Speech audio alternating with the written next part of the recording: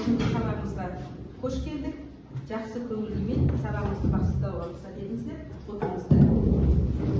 Сабағымызды бастамас бұрын, мен сіздерге топқа бөлу үшін жұмбақ жасырамын. Сол қай ел екенін айтыңыздар, сол ел бойынша топқа бөлінесіздер. Жер бетінде халық саны ең көп ел, таңбамен сөйлейді, сөз өрнек қып. Ұлы қорғаны 1000 шақырымға созылған, ай күнтізбесімен жаңа жылын тойлаған бұл қай ел? Айтады. Қытай елі. Жақсы, сіздер Қытай боласыздар. Келесі, түстері елі мың бояулы мереке, би қимылы, нәзік үнді әуенге, Тәж-Махалдай ғажайып ғимарат, дәмі ащы кәсіп, шайы қош иісті. Қай ел? Дұрыс айтады, Үндістан. Жақсы. Үндістан мемлекеті, жақсы.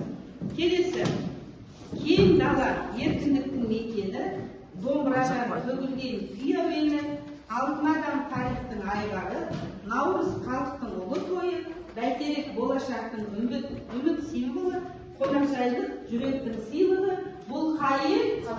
Ой, жақсы, молодец. Келесі, әлемге сән мен өнер сыйлаған, Эйфель мұнарасы көкке бойлаған, Луврда сақталған оңдардың қасында Мона Лиза күлкісімен танылған бұл қай ел? Франция. Жақсы. Топқа бөлініп алдық. Енді осы топ бойынша топ басшылары өздеріңіз білесіздер, кімдер екендеріңізді жұмысымызды бастайық. Қазір сабағымызды бастамас бұрын біраз сергіп алайық та, 4 бала тақтара шығайық шықалы. 4 бала тақтара шығайық. Бір топтан бір бала шығайық. Сіздерден Франция, Үндістан, бір бала келіңіздер. Келіңіздер.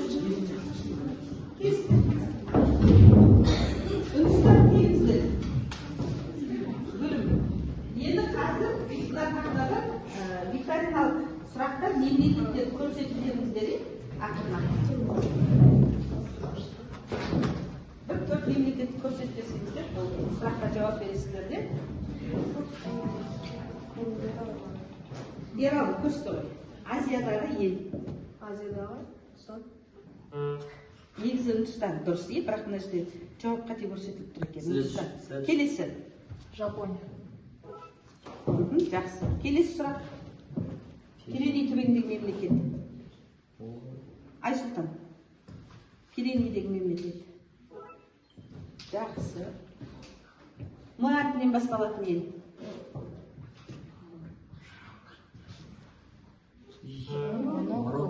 Марокко. Жақсы, қадегізге. Келесі. М әрпінен басталатын ел. Жақсы, қадегізге. И әрпінен басталатын ел. Иран. Жақсы. Қателес қалды, жақсы отырамыз. Үндістанды көрсету керек болған, жақсы. Апеннин түбегін көрсеттік па және? Ең бір мемлекет жоқ, ал көрсетіп жібере алдым. Апеннин түбегі. Жақсы, отыра қойыңыздар. Жақсы, сәл серді баса. Бала, үйге қандай тапсырма берілді? Үйге қандай тапсырма берілді? Өзіміздің отбасымыздың немесе басқа ұлт өкілдерінің салт дәстүрі діні туралы жазып беру. Жақсы. Кім жазып берді? Өз отбасымыздағы немесе біздің ауылымызда басқа ұлт өкілдері өмір сүреді, яғни сол ұлт өкілдерінің дәстүрі, салты, тағамдары туралы жазып берді. Ералы, бастайық. Біз қазақ халқының салт дәстүрін өте ұстанамыз. Өйткені біз біздің басымыздағы басты қағида. Әрдайым ата әжемізден батасын алып, ақылын тыңдаймыз. Біз наурыз мерекесін ерекше атап өтеміз. Бұл күні дастархан жайылып, наурыз көже дайындалады. Туыстар бір-біріне құттықтап, жақсы тілектер айтады. Жақсы, өте жақсы. Тағы кім? Зәулім, оқи ғой.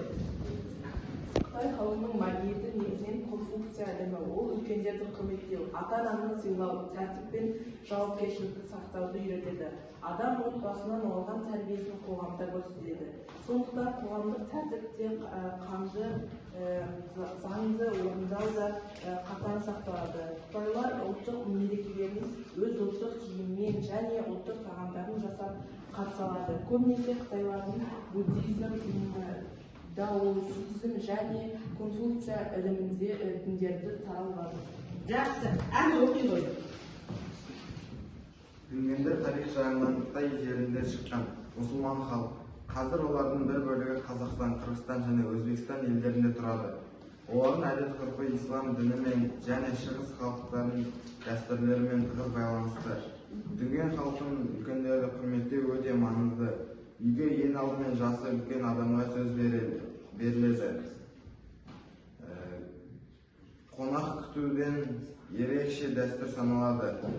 Қонаққа міндетті түрде шай, нан және ұлттық тағамдар жейтін тамағы қойылады. Дүнгендердің отбасы бір бөлігі жоғары бағаланады. Сондықтан той мерекелер діни күрделі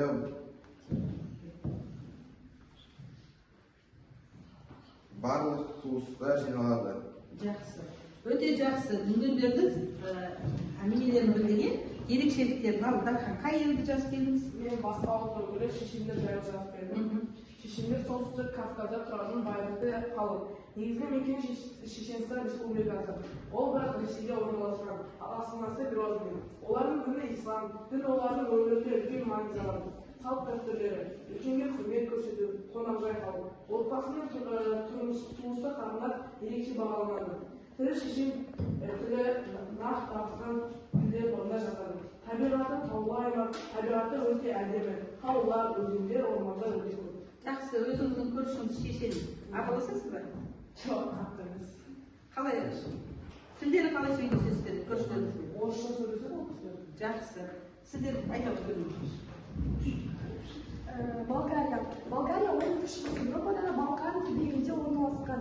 Оның астанасы София, шығысында Қара теңізі бағалар. Болгарияның салт дәстүрі үлкендерді құрметтеу маңызды. Ұлттық би хоры, олар шеңбер жасап билейді. Баба Марта мерекесінде адамдар ақ қызыл жіп, яғни мартеница тағады.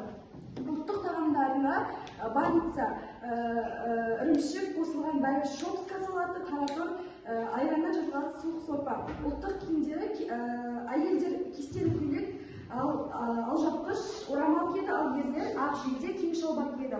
Негізгі діні христиан, ал аз бөлігі ислам дінін ұстанады. Жақсы, біздің ауылымызда бар ма балдарлар? Мекен ете ме? Естеректе. Бар, балдар мемлекет халқы бар бізде.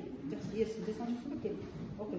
Мен орыс ұлтгерлердің отбасының салт дәстүрін дәстеген болатын. Біздің ауылда орыстар бар.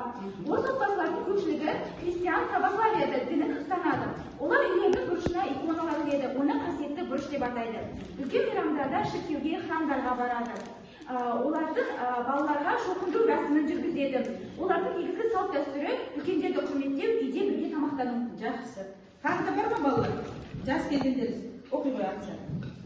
Қазақ халқының мәдениеті негізгі ата дәстүр мен үлкендерді құрметтеу. Балалар кішкентайынан сәлемдерге, ата-ананы сыйлауға, уәделі тұруға тәрбиеленеді. Әр адам отбасы абыройын сақтауға, қоғамның өзін әділ ұстауы керек деп есептелінеді. Қазақтар ұлттық мерекелерді ұлттық киім және дәстүрлі тағамдармен атап өтеді. Ең басты мереке Наурыз. Бұл күні қонаққа барып Наурыз көже ішіліп, бата беріледі, жақсы тілектер айтылады. Қазақ халқының негізгі діні ислам. Ол мейірімділікке, адалдыққа, үлкенге құрмет пен қамқорлыққа үйретеді.